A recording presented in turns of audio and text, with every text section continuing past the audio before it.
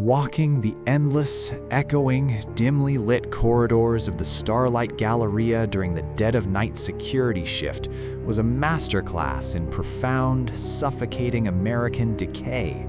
a sprawling 2 million square foot mausoleum of shattered retail dreams, where the lingering, ghostly sense of stale Auntie Anne's pretzels and heavily chlorinated fountain water waged a pathetic, losing war against the overwhelming, creeping smell of dry rot and black mold.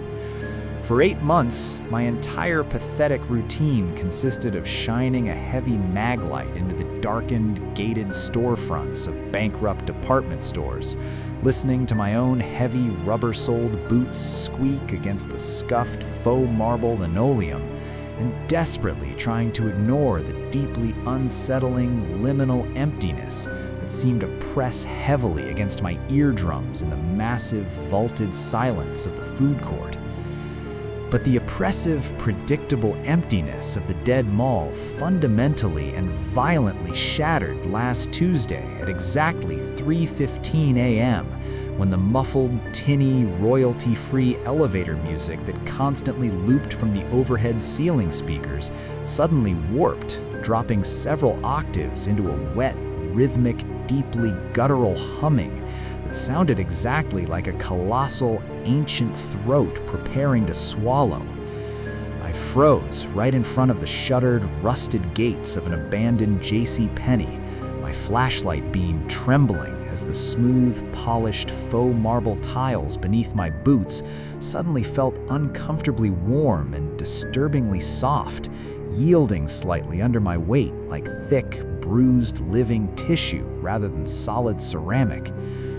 The scent in the stagnant air shifted violently, the faint smell of old chlorine instantly replaced by the hot, gag-inducing, coppery stench of an open, festering wound, mixed with the sickly sweet aroma of rapidly spoiling meat, forcing me to cover my mouth and nose with my cheap polyester uniform sleeve as I nervously pushed open the heavy glass doors leading into the pitch-black, cavernous depths of the flagship anchor store. Sweeping my shaking flashlight beam across the deserted aisles of overturned clothing racks and shattered display cases, I noticed the mannequins first. There were dozens of them, pale, featureless fiberglass husks, but they were no longer standing in their rigid, pre-posed retail stances, having somehow fundamentally repositioned themselves in the dark,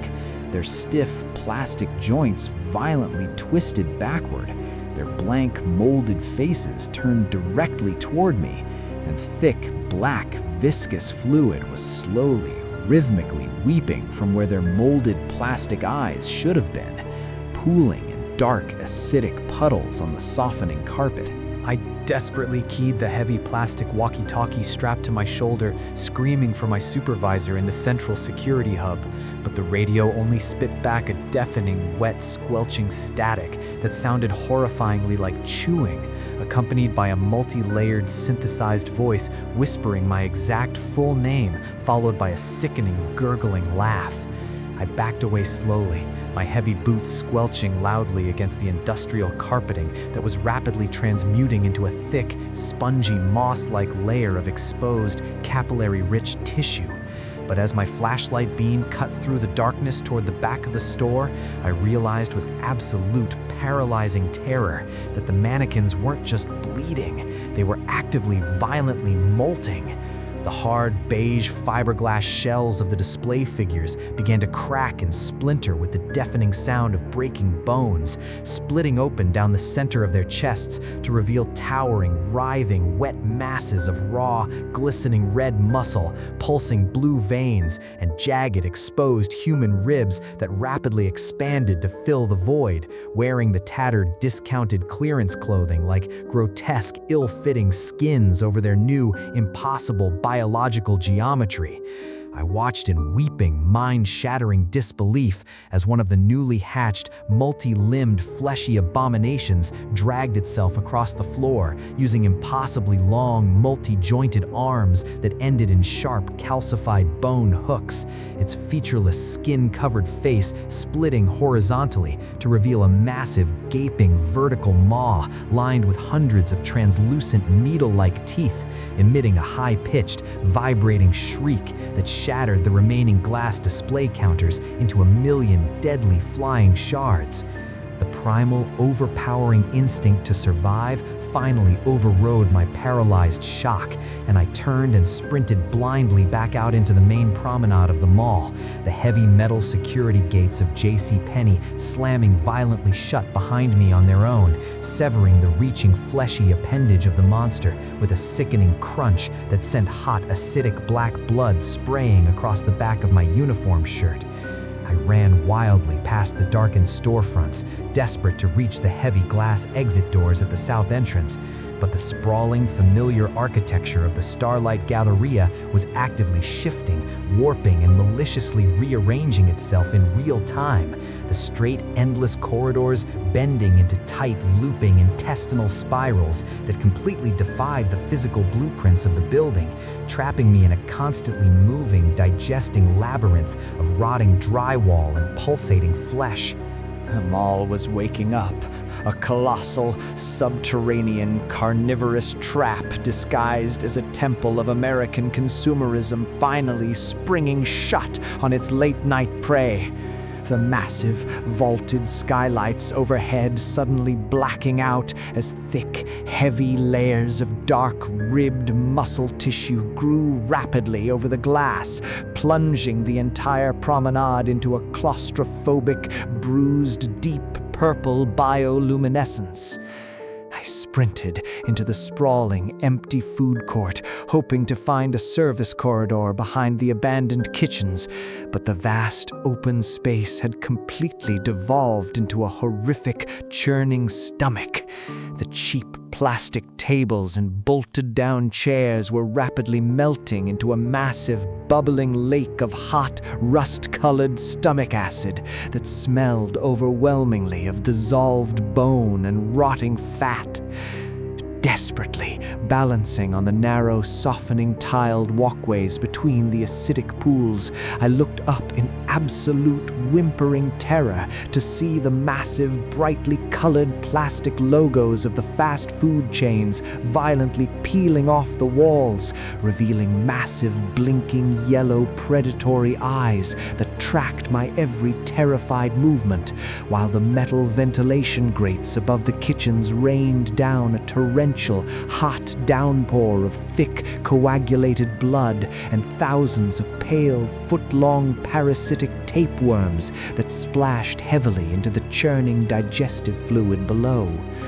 The overwhelming, cacophonous noise was completely maddening, a deafening blend of grinding metal, the wet, tearing sounds of mutating architecture, and the synchronized, multi-layered screams of thousands of previous assimilated night shift workers and lost shoppers whose faces were now visibly, agonizingly stretched into the blistered, fleshy drywall of the food court walls, their mouths unhinged in eternal, silent agony as the building slowly extracted their life force.